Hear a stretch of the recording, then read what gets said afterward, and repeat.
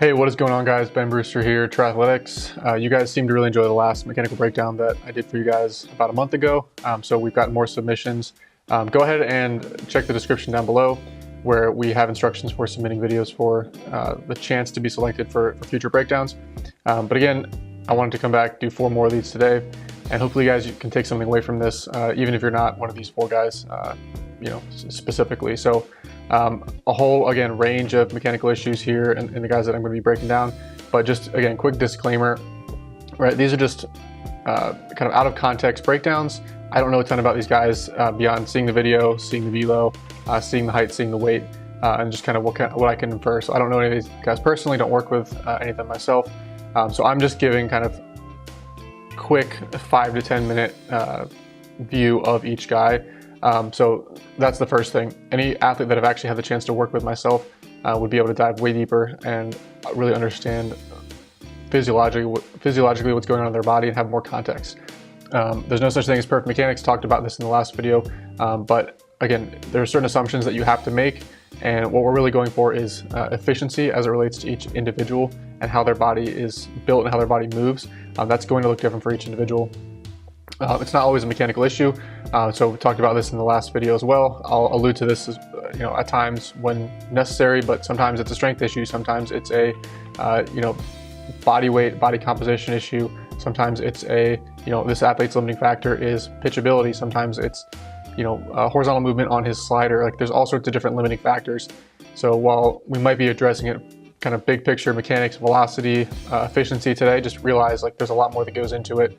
I'll continually reference this pie chart from my last year's Pitchapalooza presentation. But again, throwing in mechanics is just one piece of the pie. And then, a lot of people that do breakdowns online on YouTube, it's more just identifying, putting everybody through this exact same lens and framework and then just pointing out the flaws, right? That's actually the easy part. As a coach, I think the more valuable and the harder part is to actually be able to solve the problem. So I'm going to give you guys some actual drills or cues or suggestions to try, knowing that this again would be way more detailed with any of the athletes that we actually work with one-on-one, remotely, or in-house. And then I'm going to try to give you guys a little bit of a projection or kind of best case scenario for over the next 12 to 18 months, like what is a realistic kind of goal velocity and an overall goal. So all that being said, let's dive into this first player. This is first player, Zach McLean.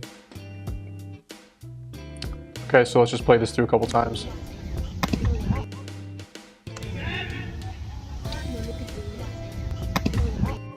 I'm going to put that on loop so you guys can see.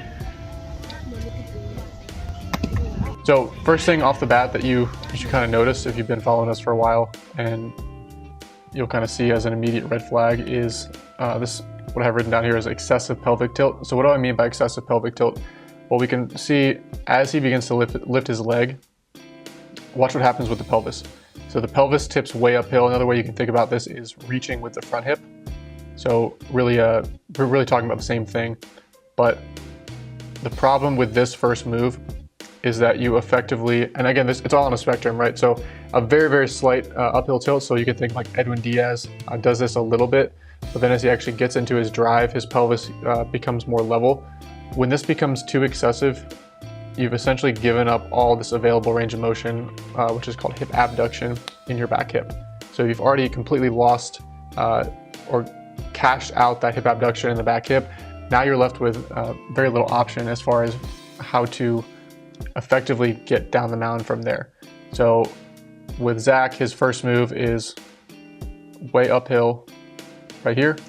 So he's left with 2 options, right? Because he's already used up all the available range in his back leg in terms of abduction. He can kind of fall down the mound, or he can squat into his back leg and push off. So those are kind of the 2 main strategies that you'll see when an athlete's first move off the bat is to just tip way uphill with their pelvis. And so you'll see in this case that he kind of takes the falling option, where again, there's not really any rotational torque being created here. So he kind of just falls down the mound, and again, there's really no power to this unload as a result of that initial move. And so you can really see that. We play through this again. Watch the arm speed, or in this case, lack of arm speed. And so where does arm speed come from? Arm speed really comes from two places. Arm speed comes from ideally you're creating good ground force and transferring that force, both linear and rotational elements, through the lower half, through the pelvis, through the trunk, and so that energy is winding its way up the chain, and ultimately that is some of that is making its way out into the arm. Ideally a large percentage of that is making its way out into the arm. And then the second place is from the arm itself. So from the scapula, from the chest all the way to the fingertips, the arm itself has its own ability to accelerate, but it also needs to be able to capture this energy from the lower half, from the trunk as well. So that's where arm speed comes from. It comes from those two places. And when you see arm speed that's this low, again, just to play it one more time, when you can just like full speed, just see the arm every step of the way, and it's not just like this lightning whip like Walker Bueller's arm, right? You know that they're missing out somewhere in one of those two areas. So they're either not transferring energy very well from the lower half, or they're not able to actually accelerate their arm from the scapula to the fingertips very well at all. In this case, it's likely a combination of both of those. But again, that first move to me is the main flaw that I see, where if you screw something up early in the delivery, like from the very start, it's almost impossible, if not impossible, to recover later on in the throw. So, I don't typically like to look too much at these kind of causative or resulting positions or issues later in the throw. I'll make a note of them, but what really matters is figuring out and identifying like what facet of the delivery earlier on in the throw led to or was the underlying cause of those symptoms, if that makes sense. As far as some kind of pros, right, I think it's worth noting, like, you do hold internal rotation on this glove arm well. The throwing arm and glove arm actually do work together fairly well. As far as the arm, like, the arm is relatively on time, and we're roughly around 90 degrees here, so decent angle to actually be applying force from. Again, we're just not getting that much of this energy from the lower half actually transferred up and into the arm. So what ends up happening, and again, these throws, different throws, but you can see here on the left in particular, this is a very linear finish. And what do I mean by linear? Well, you're not creating a ton of rotation from the lower half, and so your upper half decides, well, I'm just gonna, it doesn't have a ton of rotation to transfer, and it becomes linear. So the telltale signs of a linear finish are really the arm is going to be pushing forward, so you're going to be hitting that layback out in front of the face. And so we see that right here. Like, where is that layback happening? Your elbow is way out in front of the face, and it's more of a tricep push at this point. So it's a tricep extension versus arm back behind the body, rotating, and the arm unfurls in plane with the shoulders, and it's pulling from behind your body. And again, what you'll see there, and again, it's not as bad on this right clip, but you want to see at max layback, you don't want to see the elbow way up here. You want to see the elbow in plane and behind the ear at max layback. So again, a little bit better here, probably a little bit climbing with the elbow, but here you can really see that elbow pushing forward. And the other thing you'll usually see with the linear follow through is that the lead leg doesn't have that kind of paw back mechanism. And so you can really see that here on the right. You're kind of you're finishing over, the knee isn't, completely caving or anything like that, but you're not getting that knee extension into ball release, that paw back mechanism. And again, that happens as a result of this late, well-sequenced hip rotation. As this lead hip completes its rotation around a fixed front leg, it actually pulls that lead knee into extension. And so when it's just a linear finish where you're just pushing out in front of your body and just kind of forward crunching over the lead leg, there's not that violent finish to the rotation that completes that pelvic rotation and pulls that lead leg into that final bit of extension. So you usually see a soft lead knee, and you usually see pushing and a kind of forward folding action. Those are all telltale signs of a linear release versus a rotational release. We backtrack that to the beginning of the throw. Where is that rotation being lost? It's being lost from the very first move. So you can kind of see all the pieces begin to fit together. As far as other considerations, because again, this isn't just all happening in a vacuum. You do have the frame and levers to be throwing much harder. So 6'2", 220, throwing low 80s, right? Not great relative to your frame to where you really could be. So strength and body composition considerations certainly come into play. Possible that losing a few percent body fat could be a piece of this. Also possible that just strength numbers aren't where they need to be. I don't know this for certain, but I would make sure that you're trying to hit the minimum strength thresholds on the core lifts. So just some examples, like being able to move around 90 to 100 pound dumbbells with perfect form on dumbbell bench, dumbbell row for your work sets. Being able to do full work sets, full range of motion squats with low to mid 300s. Be able to bodyweight reverse lunge, 2 plates per side for work sets. Being able to do low 400s to mid 400s if it's a trap bar, low 400s for work sets for barbell deadlift variations. So being pretty strong, like a strong Division I or strong pro pitcher, getting to that level is kind of a minimum threshold to make sure you've checked that box. And this will be kind of a common theme with all 4 guys that I'm looking at today. Is pretty much all 4 guys do need to kind of build that strength base as a side to just these mechanical tips. Power considerations also become a factor at that point. For you, again, not utilizing the lower half or creating very much rotation through the lower half. Learning to kind of drive that in some other ways. So various medicine ball rotational throws. Kaiser high to low chops are a great one that we use in-house. A little tough to do on a regular cable machine, but we'll do kind of power rotational chops with the Kaiser. And actually just honestly, like exit velocity off a tee, like just learning to produce power from a swing can have a carryover as far as the feel. So I'll talk about this in a second, but we have a drill called the Daddy Hack drill, literally just like taking a swing feel. I oftentimes will ask a guy in kind of your situation, like, well, can you hit bombs? And if the answer is yes, then we know that, you do have the ability to actually create that ground force, to create kind of a hinge pattern, rotate. You have that power, you have that strength. It's just not synced up out of a pitching delivery off the mound, but you have the ability. And so if you don't even have that ability to, generate power from a swing, it's unlikely you're also going to be able to do that off the mound. So overall grade, this is just kind of present grade where your patterns are. I put C. There's quite a bit of room to improve from this point forward. Predicted velo, I think in the next 18 months, mid to upper 80s is certainly possible. Again, your low 80s, there's a lot of room from a strength standpoint, likely room from a body composition standpoint, and a ton of room just addressing some of this low-hanging fruit from a mechanical standpoint. Again, long-term, I think 90 plus certainly possible. I don't see why not. So again, some of these velo predictions are more like 12 to 18 months, not necessarily what can happen in 2, 3, 5 years. I've seen some crazy stuff happen, like myself, low 70s to upper 90s. It took some time, right? But a little bit more realistic scenario for me was like going from low 70s to mid 80s in a couple years. So again, we can expedite the process with smart training and with approaching it from kind of a holistic standpoint. As far as drills to try, I think the first one that comes to mind is any sort of step back drill variations where it's going to keep that pelvis a little bit more level. So this would be one example right here of a step back variation.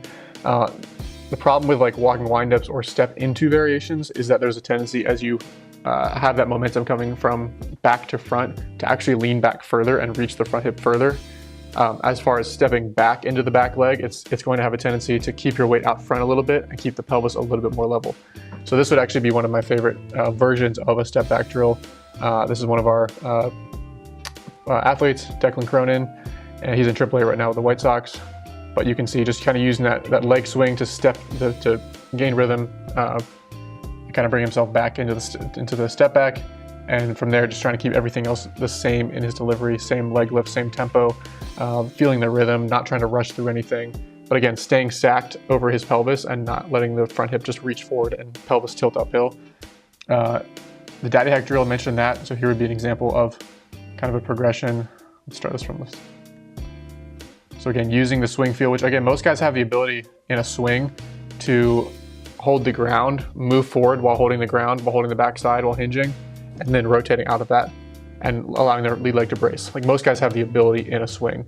It's just now that you add the downhill angle, that downhill plane, you add a ball, you add the glove arm, you add the arms moving independently, they kind of lose the ability in a lot of cases. So you can kind of walk your way out while holding the backside, hinging while moving forward is really the idea. You can do a full swing feel. You can progress it to a single arm, the top hand swing feel, and then you can progress it to a couple different throwing variations. But it's just something to play with in your warm-up.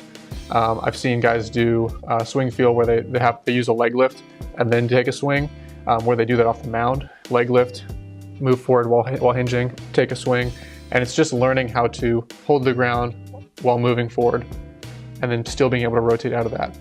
And again, that combination of things is when the front leg will just work on its own. You shouldn't have to worry about the front leg. If you can use the back leg properly while keeping the trunk stacked where it needs to be, the front leg should take care of itself in almost every scenario. Outside of that, I will say long tossing from a leg lift curl hop may help as far as just getting yourself almost like airborne with that leg lift curl hop. I don't have a video of that right here, but I will post that in the description. The leg lift curl hop is a lot more dynamic, and because you're kind of coming off the ground out of your leg lift, there's a specificity component where it's similar enough to your delivery, but your body has to find that efficient hinge position. There's very little time to kind of screw things up when you add that hop, and so that can sometimes click for guys as well. It's just doing their long toss out of a leg lift curl hop, bringing it all the way back in on pull downs, bringing it into 60 feet to a partner, in a crouch position, and really trying to compress that 300-foot throw all the way down. If you're throwing this velo right now, 80-82 right now, I would be shocked if you were able to long toss 300 feet right now. But again, if you can, then that's a sign that you already have that present strength and power available. It's just a matter of the kind of transfer and final transfer piece. And so pull downs would become a very important bridge for you if, for example, that long toss was already where it needed to be from a purely kind of power production standpoint, but pushing towards a 300-foot long toss. And then just general cues: stay stacked and then stay sideways. Staying sideways in the sense of when you get to this point in your delivery, trying to hold the pelvis closed and trying to stay sideways to the target as long as you can. So that's gonna prevent that early leaking. And then staying stacked, again, just the idea of, hey, my upper half is staying right over a level pelvis as I move down the mound. So as I move down the mound, I'm staying loaded. It's just like when you take a swing, you're staying loaded even as you move forward. You're not just leaning backwards as you move forward. So player comp, I put Alex Reyes. Again, I could have chosen a lot of different options here. I'll just play him through a couple times. So you can go ahead and watch the video of him. He's so rotational in terms of how he utilizes his lower half that I think it just makes a very kind of stark comparison. Simple leg lift, simple arm action, not a ton of moving parts in his upper half, but he makes use of that, holding the backside, moving forward, staying closed, boom, releases it, rotates down into landing, and then you can see lead leg just does this thing as he's getting that late rotation, and then everything unwinds up the chain, that tornado-like spiral of energy versus that linear kind of forward folding elbow push, linear finish that you have right now. So hopefully that was helpful. Let's go ahead and move on to the next guy. So next we have Kellen Klosterman. So I'll play this through a few times for you guys. All right, 6'2", 165. 87, 88, touching 89, 2,000 RPM spin rate, 99% efficiency, 17 vert, 13 horizontal. Don't really know a ton about him besides this, but kind of going through it. First thing you'll notice, like very quick tempo. Looks pretty athletic. Looks decently efficient. Decent metrics on the ball. Decent efficiency. He's getting behind the ball pretty well. What are kind of the first things that jumped out to me? So first thing is, there's kind of a little pop or a push out of the back leg. So I really like the first move. I like the rhythm, the hand rhythm, the lower half rhythm, the drift. Drops into the back hip. But from here, right out of this position, what I don't necessarily love to see is there's like a little bit of a jump. You can see it more on the left side. He has a little bit of like a push off from the quad and kind of jumps through, so he doesn't necessarily hit the back leg and then continue to ride it forward down the mound. He hits the back leg and then immediately opens up and kind of jumps out of it. If we kind of take this, and you can see this right here on the right, if we take this a little bit further and we look at the positions into landing, you can already see the upper half is starting to get way out in front of the lower half.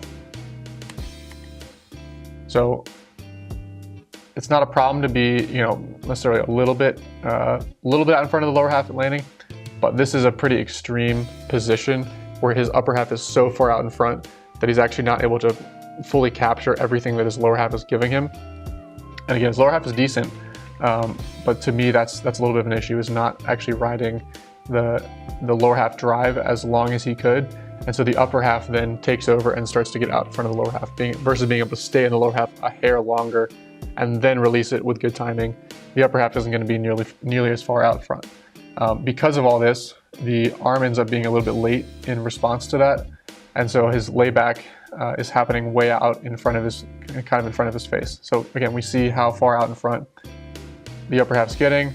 So the arm is actually late at this point, slightly late as a response.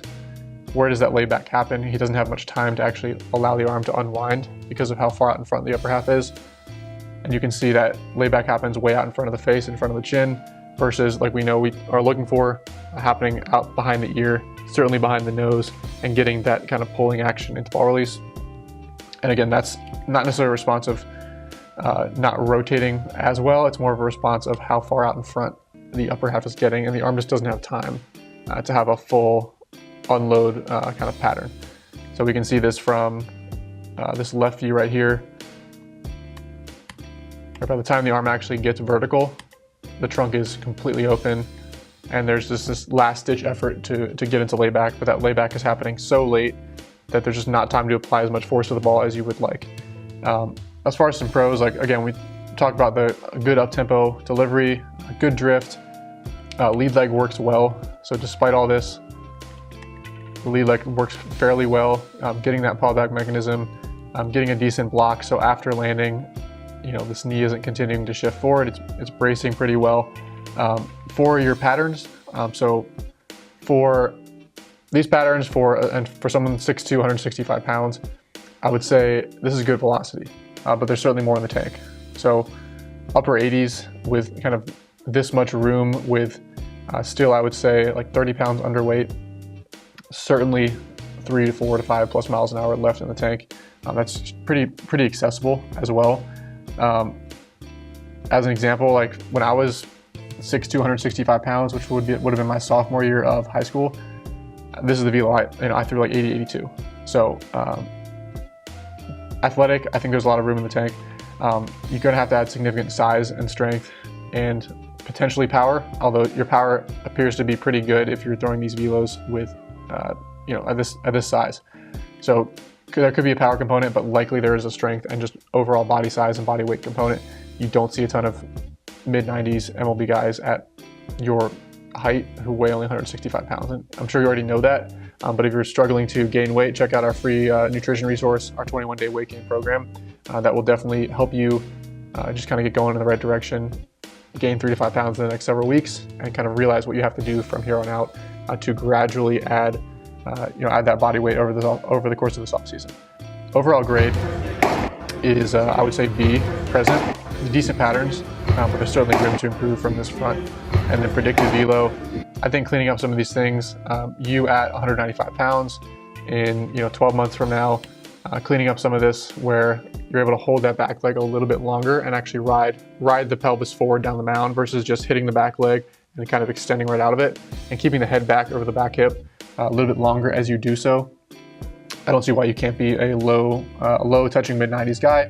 And again, I've seen plenty of examples of guys we worked with for a couple of years, starting points in this range, and they get into the mid-90s and even higher. So it's definitely not to say that there isn't even more in the tank beyond that point, but very achievable numbers in my opinion, just based on where you are right now. But it's going to come down a lot to, can you adjust, can you fix those mechanical issues, and then how long does it take you to actually gain that weight, gain that strength, and hit some of those metrics. As far as drills to try, leg lift curl hop, both on flat ground and on the mound. I think that'll be a big piece of it for you. And then for you, again, you almost have the opposite issue of the last guy that we broke down, where instead of like your upper half is getting way back here and your hips are reaching way forward, like your upper half is now getting way out, it's way out front. And so something that's going to allow you to actually hold the head back over the back hip as you move forward down the mound and not land so far out front. So for me, the leg lift curl hop is good because it's going to give you this kind of forward momentum into the throw. And so what your body's going to do is, it's almost a way of like feeding the flaw for your current flaw, which your current flaw is upper half getting way out front. So like giving you extra momentum, it's almost encouraging you to like fall on your face, encouraging you to fall over your front side. And so your body's going to have to actually stay back better Pull downs are another example of this. If you go run 50 feet and try to throw, if you let your head get out over your front side, you just like fall on your face and tumble forward. So it actually forces you, as a response to all this forward momentum, you actually have to keep your upper half back to be able to just not fall on your face. So anything that's going to give you kind of this back to front forward momentum, up tempo walking windups, leg lift crow hop, even like shuffles or 3-4 step pull downs, those are all going to kind of give you that feeling of the head having to stay back a little bit longer.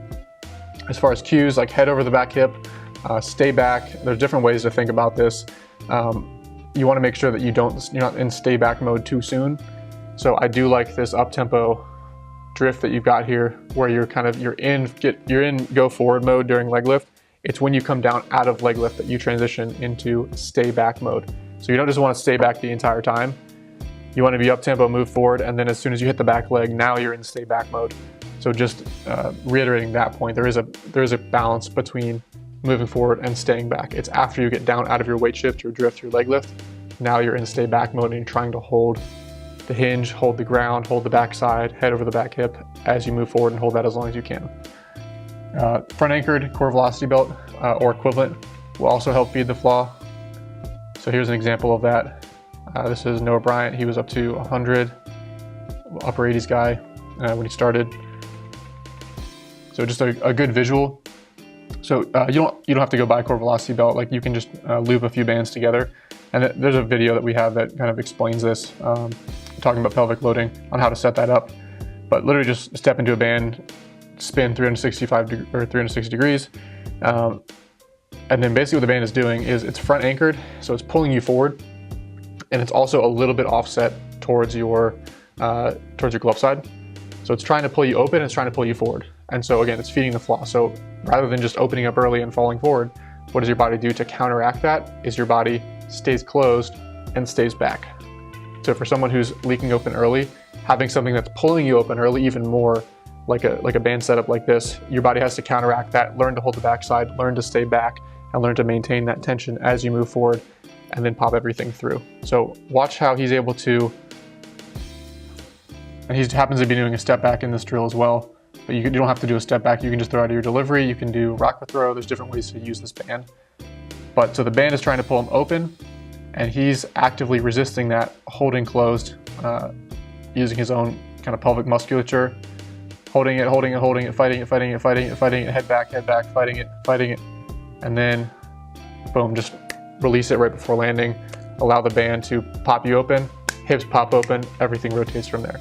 So this is just a really good kind of additional piece that can help as far as the feel. Again, holding close, and then allowing the band to do the work, pop the hips open at the last second. And then long toss, lengthening out catch play. So just stretching it out a little bit further can be a helpful piece. When all you do is just mound work, like there can be a tendency to almost get overly downhill for some guys, or the upper half starts to leak way out in front. If you're trying to throw a ball 300 feet, there's no way you can throw a ball 300 feet out here. You have to keep the upper half back and actually adjust the shoulder angle. And that can become a problem too for some guys, but for someone who's way out front, way out here, actually getting some balls with a little bit of lift on them, adding a little bit of length or distance to your catch play, maybe 120 foot, 150 foot pull downs out of your delivery, or throws out of your delivery on a line at the very end of that. That's gonna help just your body figure out, like, where should I have my kind of head and center of mass at landing. So that can also be kind of a beneficial piece. I put Joe Kelly as a player comp, or you probably haven't heard of Ryan Perry because this was like 10 plus years ago, but that's the first guy I thought of when I saw your delivery, so I'll just play this through for a second. So quick tempo, compact leg lift, shorter arm action. Let me play him from the side for you. And he's a guy who's, I believe, was up to 100. Yeah, I mean, short big league career, but I believe he was up to 100. I know I saw videos of him throwing 98, 99. So again, does get a little bit out front, just like you do.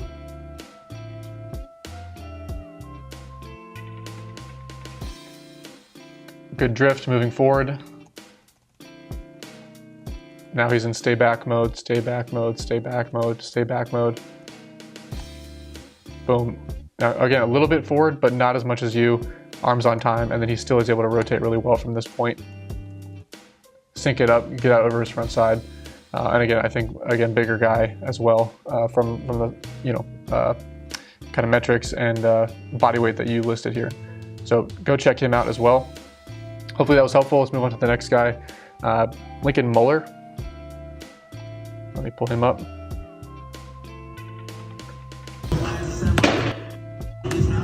Play this through a couple times.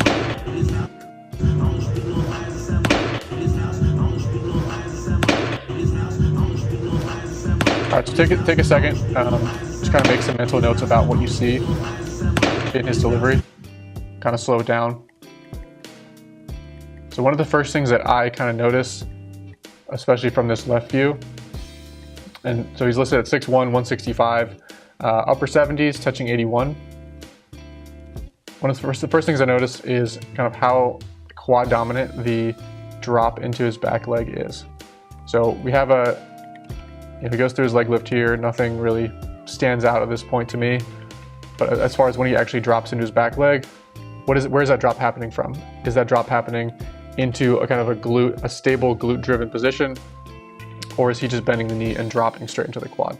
And that's what appears to be happening at this point. There are hard throwers who do this, right? I put Ryan Helsley as a comp because he's a 100-mile-an-hour thrower who does have a very quad-dominant lower half and hinge position. But again, that's one of the first things I see in this delivery. And what I've noticed is this can create a ton of kind of downstream compensations as a result.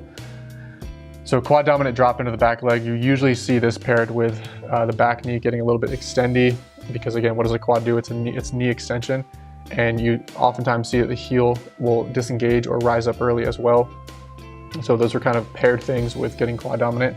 Again, not always a flaw that has to be changed, but just something to keep in mind. So we look at the next piece, which I put back leg extension. Ideally, you want to see holding the backside, being able to move forward while holding backside tension, and then popping that through at the last second, and that pop transfers this linear move into rotation. So there's a combination. As you move down the mound, you're holding this rotational tension while you move forward down the mound, and then you're able to pop it through, and that's what converts this linear move into rotational energy. And ultimately, you have to be able to convert it into rotational energy to get that linear move to actually transfer into the upper half and out into the arm. So pitching is ultimately a rotational move, but if we can harness the linear move and then pop the hips through into rotation, that's when we are maximally able to transfer energy from the ground into the arm. And so what do we see? We see your back leg getting kind of overextendy. As a result, we don't see the hips popping through. We kind of see this back foot just getting extended right here and kind of dragging through. So your back foot doesn't turn over. There's really no like obvious kind of popping through of the hips at the last second. You can kind of see this just gets extended. The back foot just kind of gets pulled off the rubber. And so to me, these are all signs that this is turning into kind of a linear lower half. The front leg kind of reaches into landing versus being, popping through from what the back leg is doing, what from the pelvis is doing. So you're coming out of the back leg a little bit early as a result of not really getting a ton out of the lower half, and from this being such a quad dominant move. What your body has to do is your trunk begins to kind of take over. So your torso, your upper half begins taking over the throw. And so you can see right about here, you start extending into your upper half. The upper half starts pulling open. And so by the time your front foot actually gets to weight-bearing foot strike, which is right here, where are your shoulders? Right, your shoulders are already beginning to kind of leak open a little bit. And so you're effectively flying open at this point. You can also see a little bit of a low elbow. Arm's not in a great spot to actually apply force. You don't see a ton of scap load right here. So a little bit, but not a ton of scap load. We don't have that nice flip up where the scap is in retraction, arms at 90 degrees, and the elbow is in line with the shoulders. We kind of see more like this position right here, where you're not really getting that nice relaxed stretch at landing. You're down here. There could be some mobility limitations there as well, through the pec, through the lat. But again, I feel primarily this is going to be a kind of lower half driven issue with some of the symptoms that we see in the upper half. We look at the front knee. What's going on? Are we stabilizing at landing?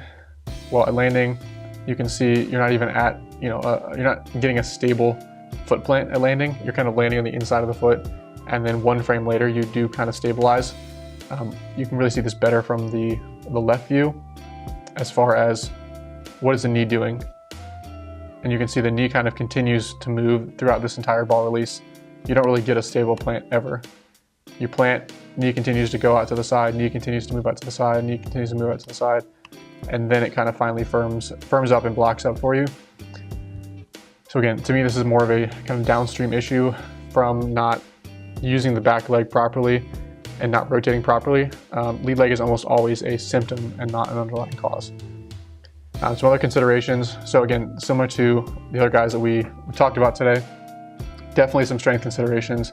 6'1", 165, so you're probably 30 pounds underweight from where you need to be. Don't just go and try to gain 30 pounds in the next 3 months. Most of it will be fat if you try to do it that quickly.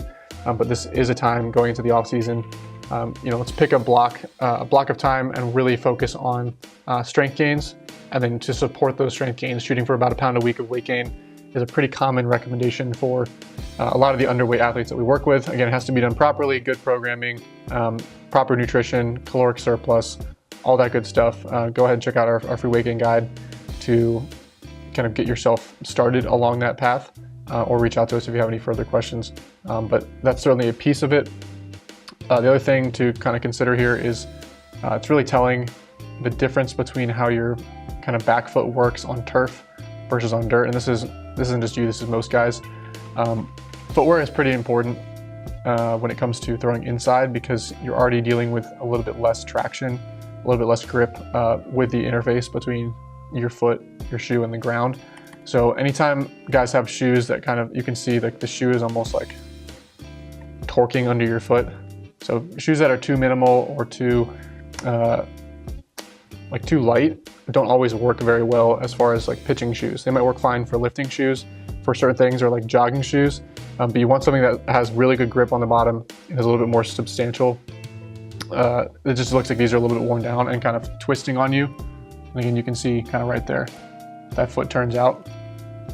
If we go to the mount video, again, still quad dominant, but you can see much more stable back foot action going on. So, I mean, obviously when possible, throw on dirt if you can, but that's obviously not always realistic. So get actual baseball turfs if you can. If these aren't, just be aware of the footwear as far as your choice. Overall, like current grade, I put C+. I think there's a lot of room for improvement here.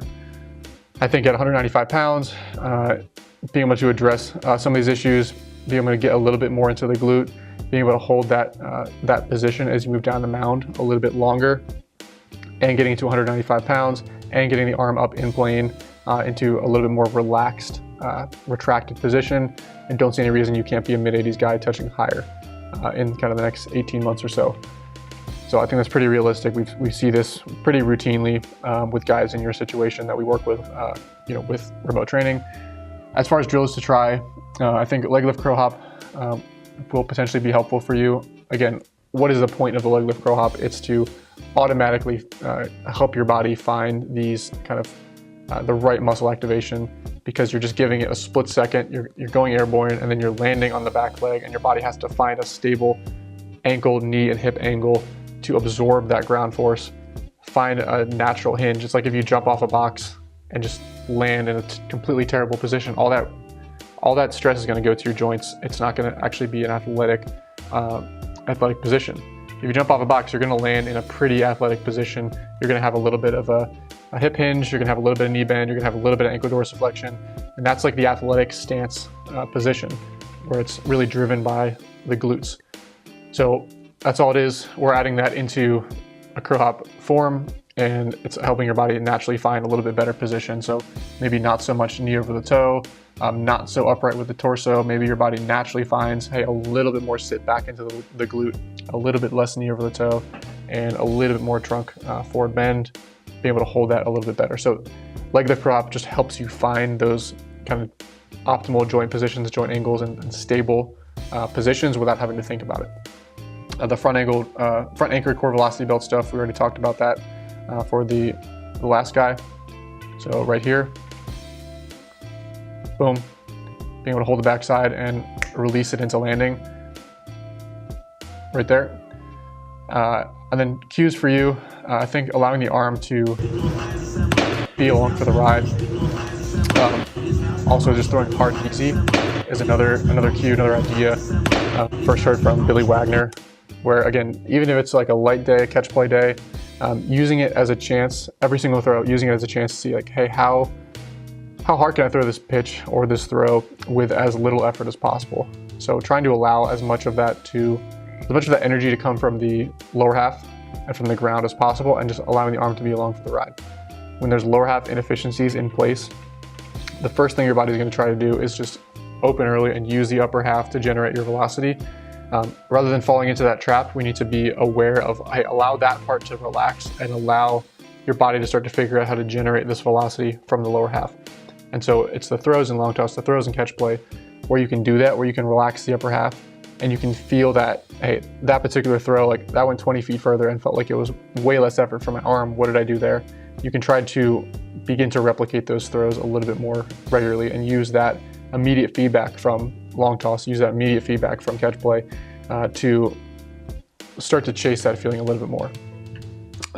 And then the puppet master cue might be another one that I'll sometimes explain to guys who are having like upper half taking over the throw a little bit early, arm taking over the throw, and like not using the back leg that well.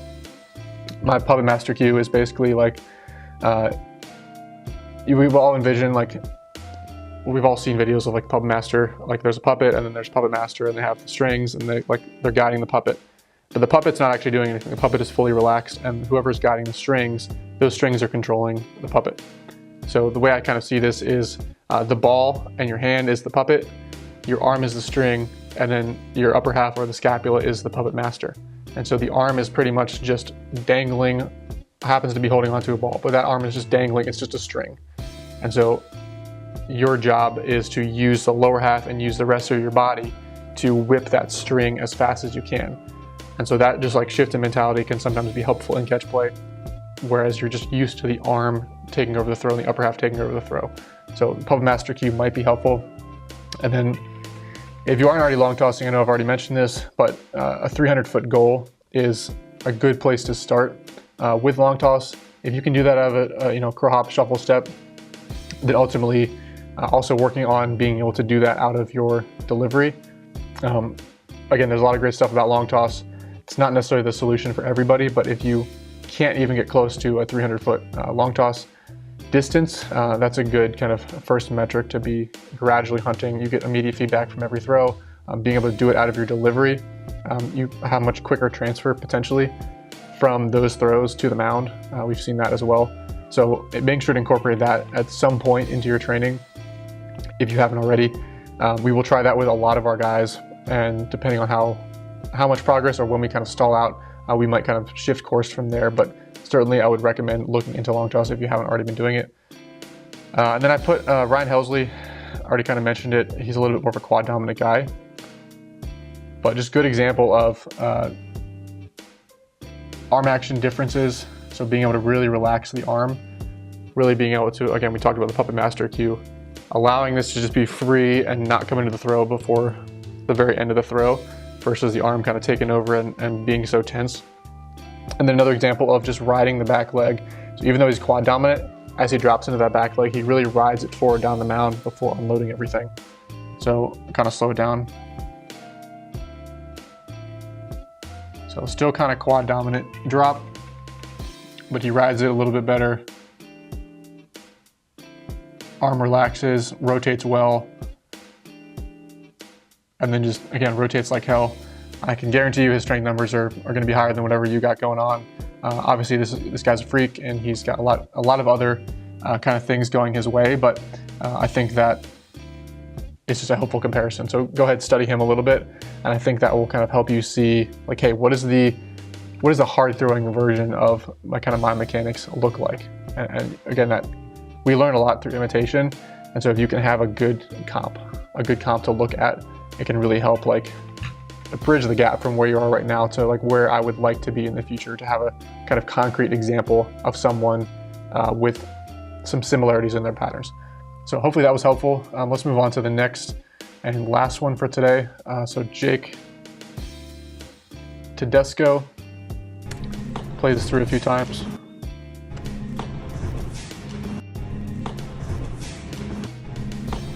All right, so 6'5", 200 pounds, 89 to 94, touching 95.1. So this is the 95.1 here on the left.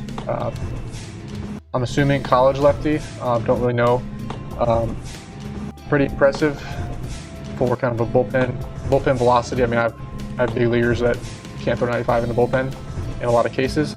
But again, what matters is ultimately what you're able to do and how you're able to pitch and perform actually in the game. So that's something we'll kind of touch on here. But there's a lot of good stuff going on here.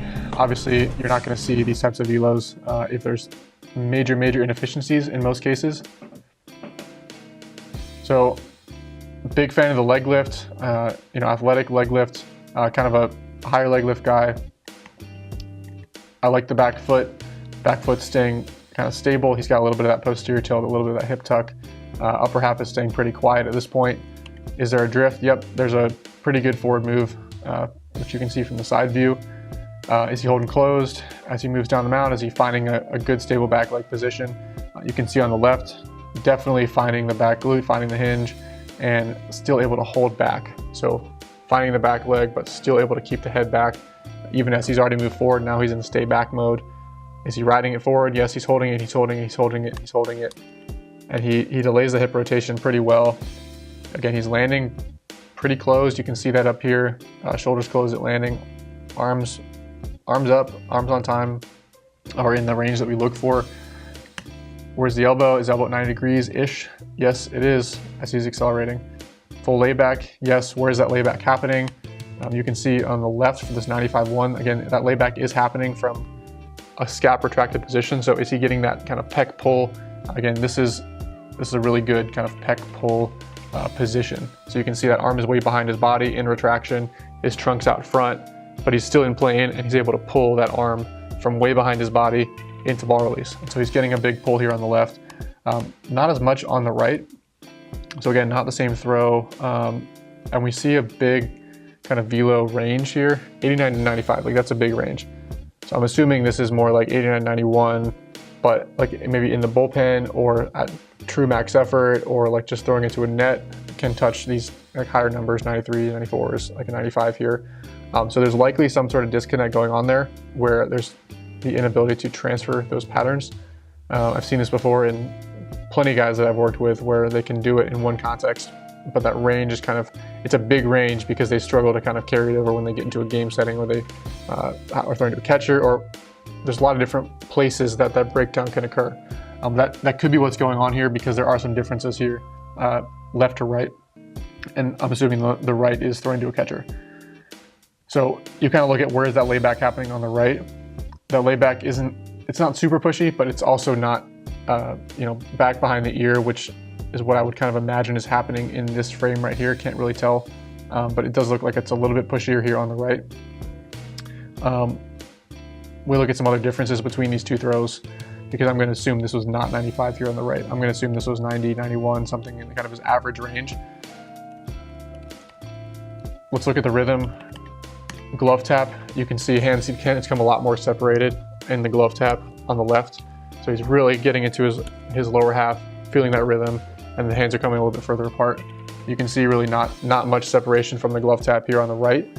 So again, that could be a sign, like just really focus on being loose, free, easy, and just throwing the absolute crap out of the ball on the left. Looks like it's just a little bit more of a kind of a controlled, safe version of his delivery on the right when a catcher kind of is in there. Let's see from there as he drops into his backside, like what's actually going on. It looks like he's able to create a lot more, like keeping the head back as he moves forward on the left, whereas it looks like his head kind of just stays over his pelvis as he moves forward on the right versus really getting back with his head, with his upper half as his hips go forward on the left. So to me, this looks like a much better position from what I can tell from the back than this position. This is kind of like a safe, moderate effort position. This is I'm locked and loaded over the backside, I'm ready to throw the crap out of the ball position. So to me, those are kind of a big difference. I put a comp here as Tucker Davidson. We actually work with him now. We're working with him right now remotely, and you can kind of see some similarities. So, big leg lift, boom, hits the back leg. And again, he's kind of a guy who's, the transfer from kind of velo stuff or bullpens to the game has been kind of a focus for him as well. Like this particular throw is 100, but like he was low 90s, at times in games. And so one of the big differences is actually the ability to hold the backside. And so you can see how deep he's able to get into the backside, how far back he's able to hold the head here, even while he's allowing the hips to go down the mound. And so that to me looks way more similar to this position right here. And this looks like kind of the safe version of those mechanics. And again, Tucker would have this issue at times as well from the video I've watched, where just not holding the backside nearly as well when it's actually a catcher, hitter, game scenario as kind of a velocity training session. But I think really good guy there to kind of study, to look at a lot of similarities there. So I think that's just worth noting. There's a lot of good stuff going on here. Other considerations. This, again, likely a transfer issue going on. So how can we think about this to minimize that discrepancy between kind of velocity sessions and actually carrying it over to the game? Because I'm extrapolating a little bit. I don't know for sure that you haven't done this in a game, but it's very common and it's likely some of what's going on. So first thing would be, can we keep this environment, your training environment, as close as possible to what you're going to be doing in the game? It doesn't mean that there's not times when you might do a velo session into a net, but as much as possible, we like to stay away from that or get away from that as quick as possible, take the training wheels off as much as we can. So maybe you did this for a session. To me, I prefer to have a catcher in there when at all possible, just to keep the general direction to the throw. Now this throw looks okay. I mean, it's not like completely sprayed. It's roughly, it's not like in the other batter's box or anything. But just having a catcher in there and just, again, not necessarily trying to place pitches, but just having the general, target of a catcher and just throwing it in the general direction of kind of the middle, hitting it somewhere around his body, really helps the transfer of some of this velo training stuff to the game once you actually do get to that point in the off season, or you do start to blend it into kind of the preseason stuff. So when it's guys spraying balls into the ceiling or just spraying balls into a net 10 feet in front of the mound, there can be a time and place for that, but trying to get away from that as much as you can and blend that into more of a game-like environment. So it could start off as, hey, I just hit 95-1, like that's great, that's a PR. I did it without a catcher. Next week I'm going to try to repeat that, but do it with a catcher. If I'm able to repeat that for a couple bullpens, now I'm going to have a stand-in hitter, either real or plastic hitter in there. Okay, now I'm going to have catcher calling pitches, calling fastballs, moving it inner half, outer half, where you can start to add layers of complexity, but spending too much time just out of context with none of the environmental similarities to the game. That's when guys, the differential between guys kind of velo training stuff and their actual in-game performance starts to grow. So we need to bridge that gap as much as possible. I would say you're still probably 10 to 15 pounds underweight at 6'5", so big body, long levers, clearly strong, has to have some power to be touching 95, but again, 6'5", 200, I would say a little bit undersized. 210, 215, probably a safe bet to be able to gradually get to over the next 12 to 18 months. And then, for you, it seems like up-tempo is a big cue for you. So I like that. I like the up-tempo. Well, how can we reinforce that? I think we need to find a way to continue to improve that, just in like the everyday throwing routine, drill stuff that you're doing. So up-tempo walk and windups would be an example. Long tossing and or pull downs out of your delivery on a line will also give you kind of that direction, that immediate feedback, somewhere in like the 90 to 120 foot range. Just zooming balls on an absolute line, head high, chest high, from 90 to 120 a couple times a week. Especially pre-bullpen, that would be a good time to do it, just to reinforce the patterns that you're already doing, but doing it to an actual target, to a catcher or to a partner. Overall grade, I give you an A-. I think there's a lot of good stuff going on here, but I see you having a 93, 95 version, touching 97 or even higher in you. I don't see why that couldn't be possible. I just see some inconsistency here with the mechanics side to side, which tells me there's just, this is like a new pattern that's kind of recently clicked, and it needs to be ingrained, and it needs to be furthered with everything else that you're doing in your routine. So I mean, even just looking at your kind of lead leg on the right, lead leg hits, and you still have some leak of the lead leg. You can see knee actually just continues to drift forward here, and you don't really ever get that paw back. Looks like you get much more right there. Looks like you're getting much more of a kind of lead leg response to your lower half on the left, which again, to be expected because of how much better you hold the backside on the left. So again, need to find a way to reinforce this recent kind of click from what it looks like in your patterns. Yeah, 215 pounds, kind of consistently being able to replicate these mechanics right here, the in-game adrenaline of actually throwing with hitters. I think again, that's easy, mid-90s, touching higher. I believe that's it. Yeah, strength is going to be, big key for you. Up tempo, keeping the rhythm. Again, I did mention the hand brake, just having a little more rhythm with the glove tap. I love a good glove tap. I think that's fine. And then again, realizing there's other pieces to the puzzle as well. So we've already talked about kind of the pie chart. This is what we look for in the assessment, right? It's not just the throwing mechanics. It's not just the velo stuff. It's not just building our custom routine. It's where else can we find ways to maybe make you an outlier, take you away from, in this case, maybe you do have a dead zone fastball, right? As far as the movement profile, maybe you struggle to command your slider. Maybe you don't have a slider. Maybe you have a slider, but the horizontal movement on it isn't great, and we need to tweak the grip position. Maybe your strength and conditioning routine has hurt you in the past, or maybe it's not optimally designed. Maybe you don't have a nutrition and kind of recovery protocol, right? These are the other questions that we need to ask to figure out where can we start to squeeze out velocity, but more importantly, performance at the end of the day. So again, that's really what we look for. And when we actually work with guys one-on-one, it's trying to peel back all the different layers of the onion and see like what needs to happen from a global and holistic perspective to make you the very best version of yourself, right? Like what's to stop a 93 to 97 mile an hour lefty from being a big leaguer, right? That's a real question you should ask yourself. What's to stop that? Why can't you be a big leaguer throwing, sitting 94.8, touching 97 and being a big leaguer, right? And the answer is likely a lot of reasons. It's not simply velocity, pitchability, durability, consistency, mental game, psychological.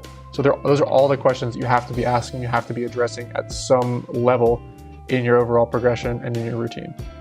So hopefully you guys got something out of this. And I love kind of diving deep and giving you guys some of the thought process. And hopefully, these specific 4 guys get something out of the video, but everybody else can kind of learn from it. If you guys want a little bit more information, go ahead, check us out, triathletics.com. Obviously, you can email us at any point for any reason, contact@triathletics.com. And if you want a chance for me to break down your own mechanics in a future video, I'm going to go ahead and link the original Twitter thread. Just reply to that thread. You're going to have to post a side view and a back or front view, and then just some basic information about yourself. So I'll be doing this about once a month or so. Moving forward, that's the goal. And you're going to pick like 3 to 5 guys per video. So yeah, hopefully you guys enjoyed this, and I'll see you guys in the next video. Thanks again.